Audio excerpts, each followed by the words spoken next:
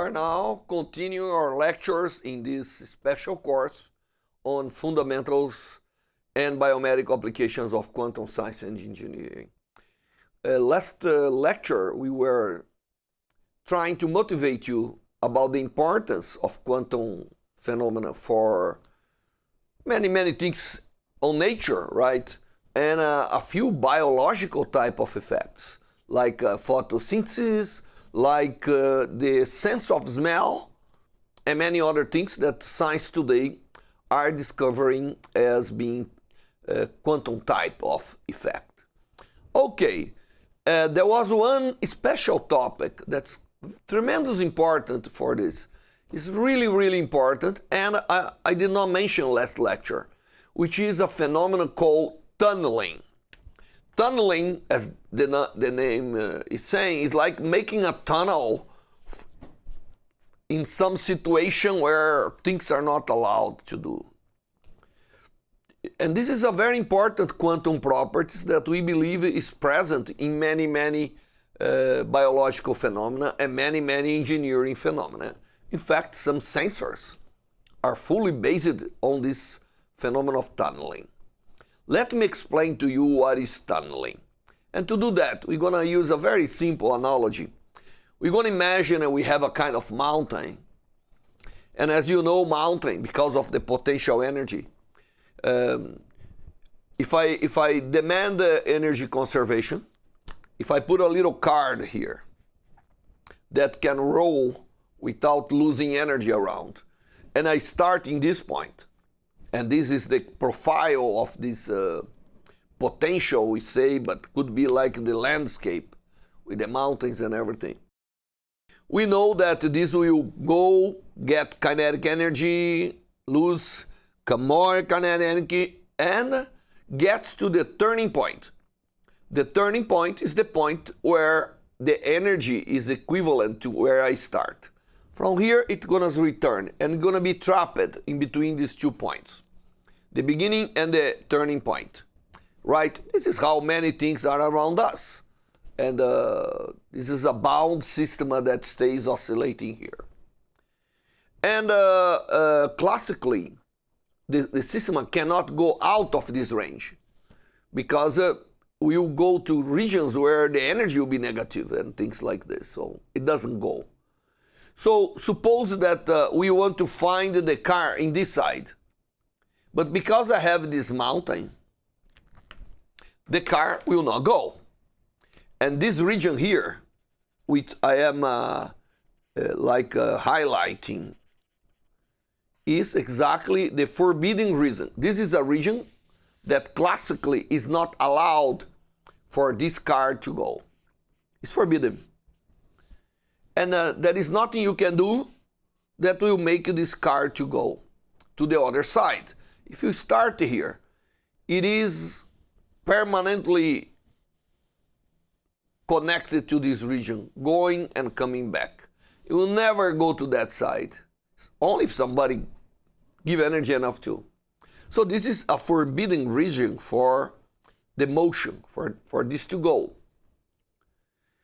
Now, in quantum mechanics, there is something very interesting that takes place. In quantum mechanics, this fully forbidden classical phenomena, that is, the car comes here and there is a chance that we will pass to the other side, is possible. It's like creating a tunnel here in this barrier. And this is called tunneling effect. And tunneling effect is a very important effect.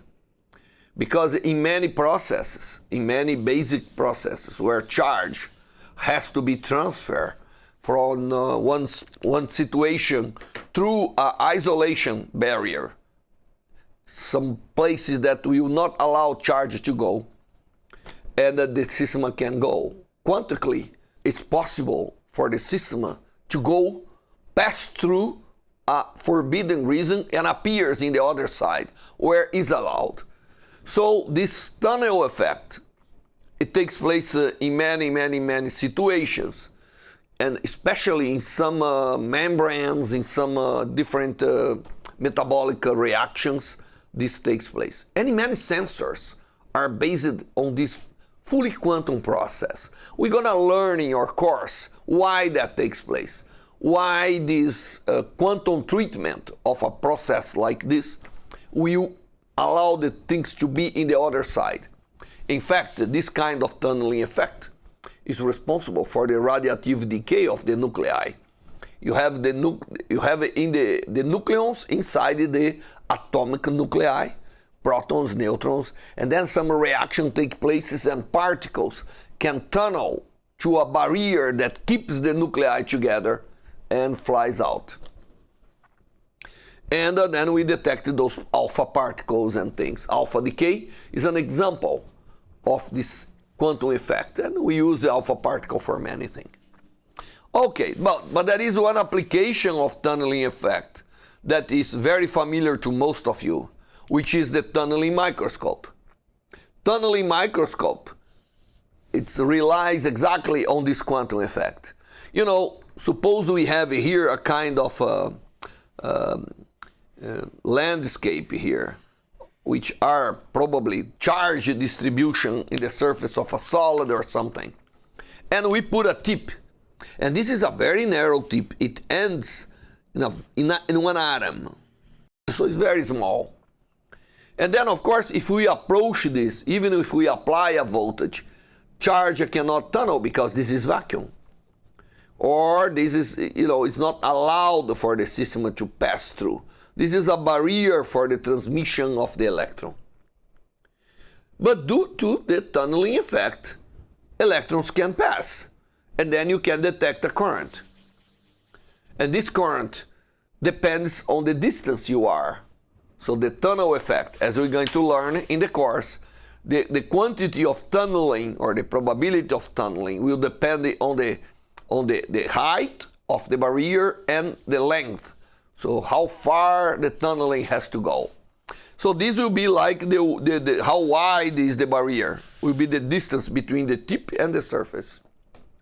And then what we will do is, if we have a very sensitive servo system, to keep the current, we move this, so this is moving, we displace this tip to the sides, in all the plane, at the same time that we have the ability to move this tip up and down, keeping the tunneling current. So it's like keeping the distance, keeping the barrier width. And as a result, we're gonna draw the surface of the object we are observing. This is the surface we are observing.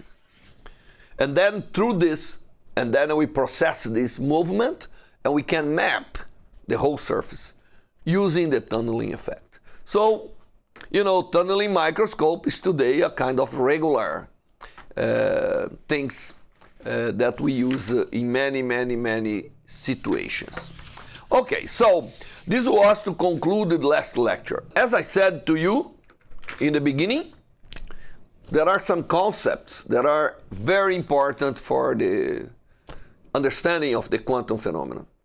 And waves is what we're going to be using a lot, because quantum mechanics will rely in some wave behavior of mass, of particles. Then we're gonna learn a little bit about waves, right? So this lecture is more or less dedicated to waves.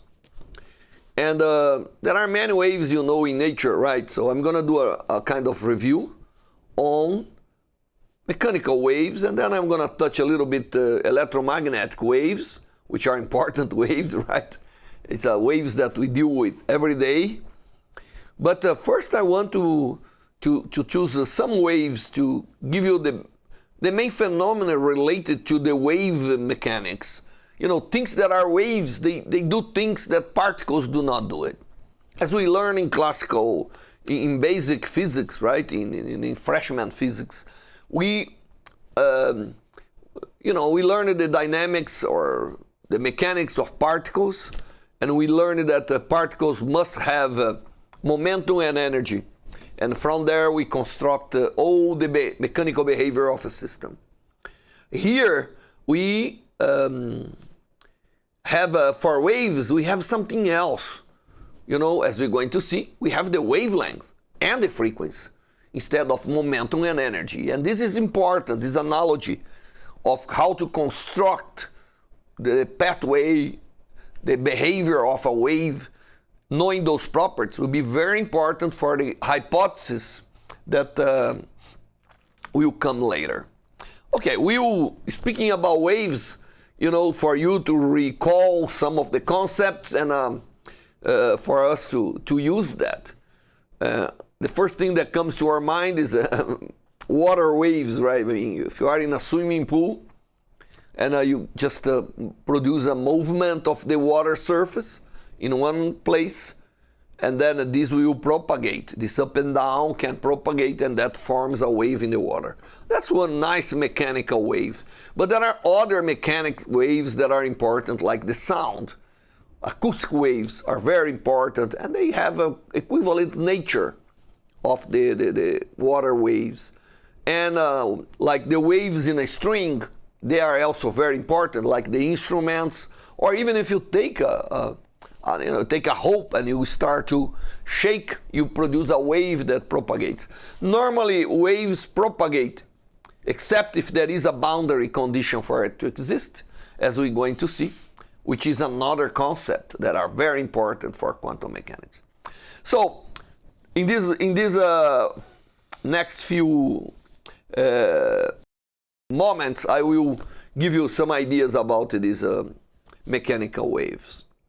And when we deal with mechanical waves, we just learn, and we have to recall that besides being mechanical, always we speak about mechanical, we believe about mass going from one side to the other.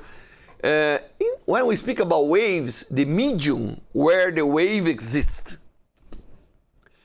they don't move, actually. The medium, through some perturbations, compression, potential energy going down, up and down, density, things like this, they transport energy, not mass. So one of the things that we have to learn here is that when we're speaking about those mechanical waves, the medium is not being transported. What is being transported is energy. So mass actually is important for mechanical waves, but they don't go anywhere. The mass just help the energy through a transport mechanism, through a transference mechanism, to make the energy to go from one place to the other. And there are many things that happens in this transport, right? So, we have, normally we classify wave as these regions of changing in some, using the property, normally elasticity, compressibility of a medium to compress energy, and then that part releases to the next part and became normal, and that part became compressed, and so on, so we can transport things. This is the idea, intuitive idea of waves that we have and we use. Now, as I told you in the beginning, there are two concepts that are very important for waves. Because when we look waves, there are two aspects that we are interested. One is the space, because waves propagate in space. In fact, free waves occupy the whole space. And they propagate in space. So they must have some space property.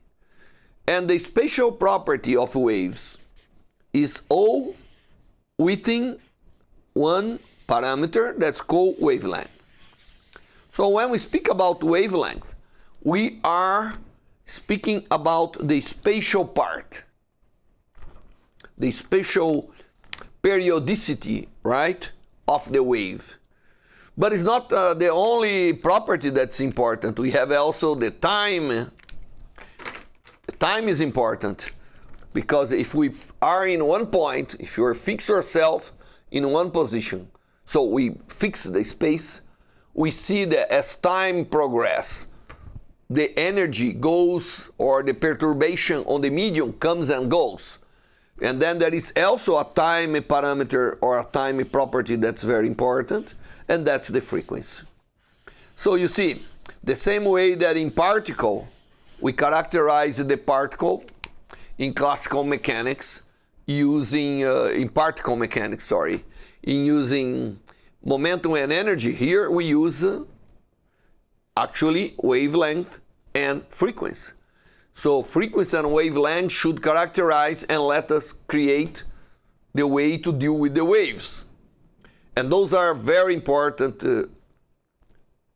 aspects and analogy, because as we're going to see in the future, we're going to see that there are a lot related to wavelength with momentum and frequency with energy, which is the basic concept of quantum mechanics.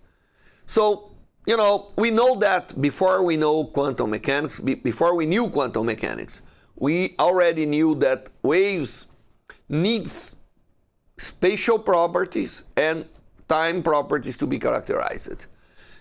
And they have a good, as I'm going to show in 1 second, they have a very interesting interpretation and let us write mathematically what is a wave.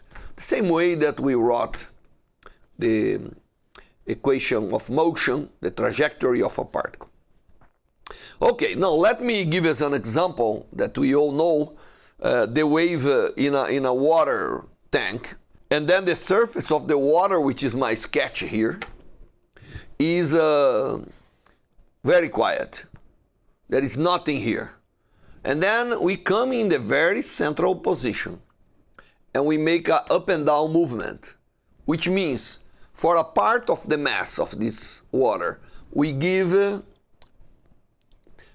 capability to have potential energy. So we go down, and of course the pressure and everything tries to come up. So for this portion, we create an up and down motion, and this up and down motion is transferred. It corresponds to an energy containing this motion, because we have mass in this little part of the water, and that starts to propagate. And then we see the nice up and down going everywhere. So if we look, we make those waves and they go everywhere. And we see that nice wave propagating in the water. And it goes through the whole water. It doesn't stop. You know, of course, there are some dissipation and things. You cannot make an infinite water tank and hope that... but normally in a size swimming pool, it's impressive that even if you do in one corner, the waves go to the whole swimming pool. Okay, so those are the waves. You see those perturbations periodically going down. Or you can do a single perturbation. You can come here, put something, go up and down once, and that will create a kind of a bump that will propagate. Of course, this is a wave too. And we're going to learn this package, wave package, that is only concentrated in going all around. Or you do this in the water, or you can do this in a string, right? Or in a spring. There are waves that you make in the spring, because if you put a spring and then you compress one part, it uncompressed but compress the next, and then you see propagation and everything. This is very equivalent to what's happening with the sound when propagates in a air or in a liquid and things like this. Okay, so you see, if I make a cut here, if I take this and cut and observe what's going on here in the surface, I'm going to see a very nice profile that's very familiar for us, which is a kind of periodic going up and down motion. I can freeze the space, so I can take a picture, a cut, and a picture of this water tank, and what I'm going to see is something that goes up and down. Here, Y I call as the amplitude of up and down, and X the direction I'm looking. And then, as I predicted, or as I explained before, there is a distance, a periodicity in this up and down that's called the wavelength. So this is the wavelength. You know, if I displace my wave from one wavelength, everything is the same. And of course, this goes with some velocity. There is a speed that moves this perturbation. If I can follow the wave, right, I can go together. If I produce a wave in one side of the swimming pool, I can run together with the wave. So there is a velocity that goes. So this perturbation runs with the velocity, which is the wave velocity. And if I stopped in one point, I will going to see this go up and down. That's everything I'm going to see with some frequency. And that's what characterizes the time property, which is the frequency. This omega is an angular frequency, right? And F, normally we reserve for, the frequency, which is cycles per second. But when we go to omega, we add a 2 pi because we're going to use a trigonometric function to describe the waves. So it's very convenient. And as you know, sines, cosine, tangent, they all exist of angles. So I have to convert, to make analogy, to convert my up and down in angles. It's like things going around the trigonometric plane, making angles that goes from 0 to 2 pi and an integer number repeating 2 pi and many, many times. So we like to define this omega, which is a frequency, is cycles or radians per second or per time, right? So this is the angular frequency. So we normally like to deal more with the angular frequency than to the regular frequency, the hertz. So omega is not expressed in hertz, but normally omega divided by 2 pi can be expressed in hertz. Okay, now, we wanted to be able to deal with physical quantities. We have to express in mathematical functions because that's the way to deal with. We like to have good mathematics because that's the way to manipulate, to understand, to deal with. Otherwise, we're going to have to describe things. Oh, this little portion of the water went up, but 1 centimeter that way was a 10% lower. This is crazy. We normally find a way of doing this by introducing a mathematical function that describes this, because we have space and time.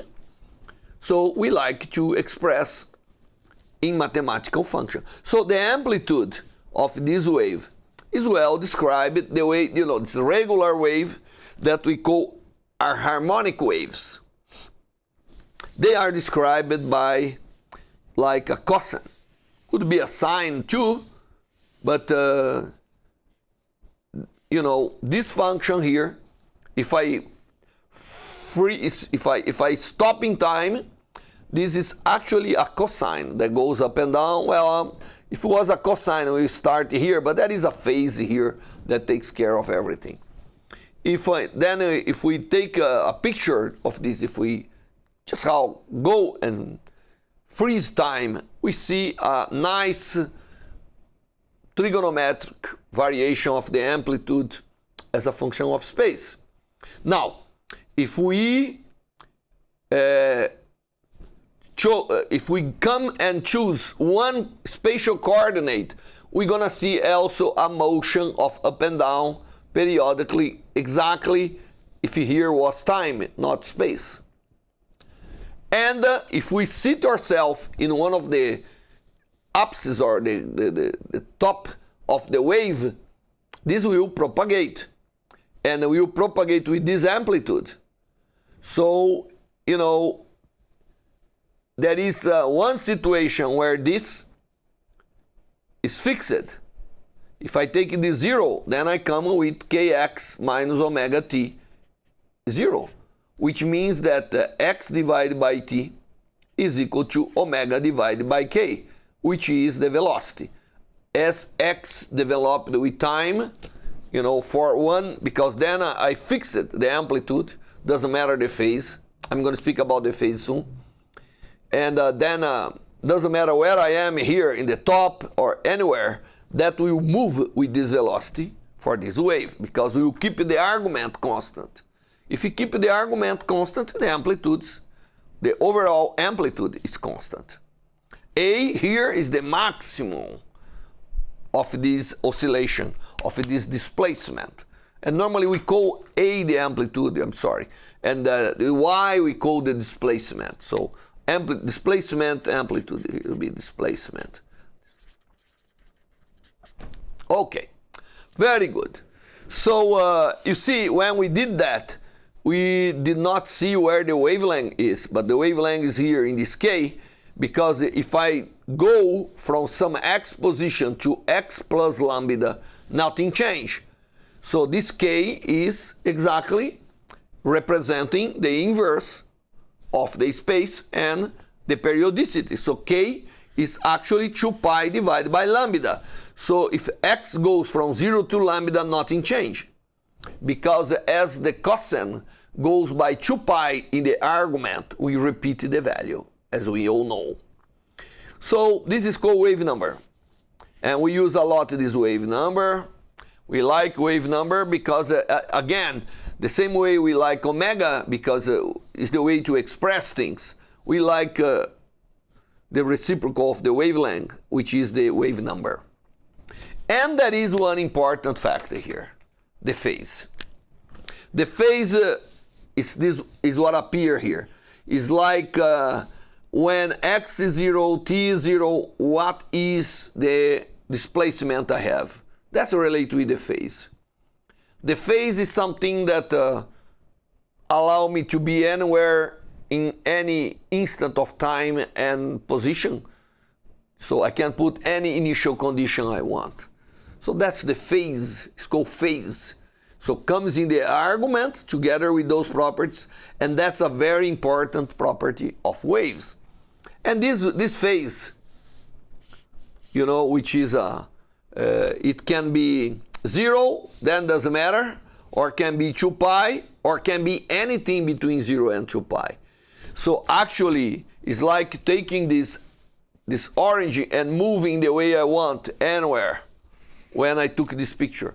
So I can go from here to here, I go from the phase 2 pi. So if I take this axis and I move, I keep moving, coming here, coming here, coming here, coming here, here, here, until here. If I come from here to here, I move the phase 2 pi. So it's like I put the origin of my picture, or my wave, or my description of the displacement anywhere I want, either in time or in space, right? If I go from here to here, I am the opposite. This is going up displacement, this will go down displacement. So we call this a phase of pi, because we know that pi is a phase that inverts the motion, right? Makes what's going up going down, what's going down going up, is when I have a phase of pi. Okay, so this is a way, mathematical way that we describe the waves. And of course, it's easy to see that this wave obey a relation. This displacement has variation in time, in space and time. And of course, we can even deduce this wave equation. And this was a very important deduction, you know, the deduction of what they call the wave equation. This is called the wave equation. And the wave equation, it tells us that to be a wave that propagates, we must have a dependence of the variation of the displacement with x, with the position, and with the time, in a way that they combine to be this way. The second derivative of, which is the rate of variation of this displacement with respect to position, right, in second order, which means the rate of variation of the variation has to be somehow proportional to the rate of variation of the variation with time, or the second derivative with time. If I pass this to this side, you see that the derivative in space is equivalent to the derivative in time with a proportionality constant, which is the inverse of the velocity. So I'm not going to deduce the wave equation, but this is in any basic course of waves, or even in the refreshment courses of physics. And this equation is important because we use a lot. We use a lot analogies, or we use a lot the wave equation, because the wave equation predicts many things. You know, the mechanical wave equation people knew already for some time. And then, you know, the way they discovered that the light was a wave when Maxwell was able to put together the equations that deal with the quantities involved in light. And they found that should be a wave propagating with the speed of light. He found this equation.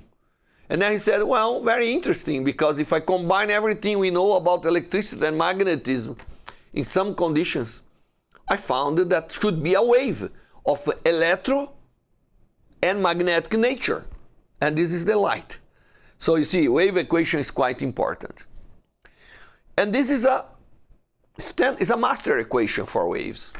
We all should know about this equation. You know, because we have to know that space and time are related in those phenomena. In this oscillatory phenomenon that propagates, space and time has to be connected to this equation. If we have a wave. So if I have a wave propagating, this should be there. And of course, as I fast deduce for you there is a relation between space and time, which is what we call velocity. And this is normal for everywhere in mechanics. The relation between space and time will give a kind of velocity for us. And this is the velocity that this propagation goes on. And for a simple wave like this, that's the way the energy transfer. And if it was a sound here, this will be the velocity of sound and so on. Okay? And that's true. This equation and the things that we present to you is true for all the kinds of mechanical wave we have. Okay? All right. So, we already complete a very good part of our wave course, which is explaining the nature of the phenomenon and give it to you the relation that connects these quantities. All right. Now, as I said to you, energy is transported, so we should speak about power being transported or intensity being transported. Okay, so why we have energy being transported in mechanical waves? Because mechanical waves has a big capacity to do work, to perform work. You know, suppose I have a water and I have a little boat with some people inside, and if they comes with a high amplitude wave, we'll throw the boat away, right? We see that all the time. And to throw the boat away with the people inside the boat, you need to have work. You have to do work on the boat. And where is the energy that came for doing this work? In the wave. The wave was transferring this energy and was able. What was the origin of the energy? Well, then you have to go and ask what is the source of wave. The source of wave gave the energy, and the medium propagates. It does not create. In some situations, we even have addition of energy, but this is something else, right? But in regular propagation of wave in the medium, the energy that was inputted, you know, most or part of it will come to the end and be able to realize work. When we speak the acoustic wave, we give energy, and this energy propagates, gets to our ears, and that makes a work on the membranes that we have, which is our sensors, right? And that make this sensation of the sound with all the characteristics. Unbelievable sensitive device. And if we go and calculate, which I'm not going to do, maybe in some homework we're going to do, that is, we can show that the power or expressed in intensity is proportional to the frequency square times the amplitude square. This is what we find. So when we have a big wave, the amount of power goes square with that amplitude. If we double the amplitude, we multiply by 4 the capacity of that realized work. And of course, if I have a higher frequency, means I'm giving more energy per unit of time, and therefore the power or the intensity increases also proportional to the frequency square. Okay, so this square of the amplitude is something that we're going to remember when we give the first ideas of the quantum mechanics. There is something very important that happens to waves, and that's the superposition. Superposition principle. Because I have a medium, and this medium can have more than one oscillation, and when I put them together in the same position, they may add up. But because waves correspond to oscillatory motions of the medium, or going up and down, inverting signs of the displacement, of the compression, the pressure, or whatever, there are very interesting things that can happen when I superimpose two waves at the same point of space. But they do superimpose. You know, if you have a medium and you have many waves, the effect is the combination of all. And that's the superposition effect, or the superposition principle. And this is of so great importance that we should somehow dedicate a little bit of time in making some calculations for you to understand, because from this superposition is where many effects like interference will take place, and this is important for quantum mechanics. So we're going to stop here, and in the next lecture we continue by speaking about the superposition principle of the waves, how we add those displacements, and what comes out from this situation. Okay, see you next lecture.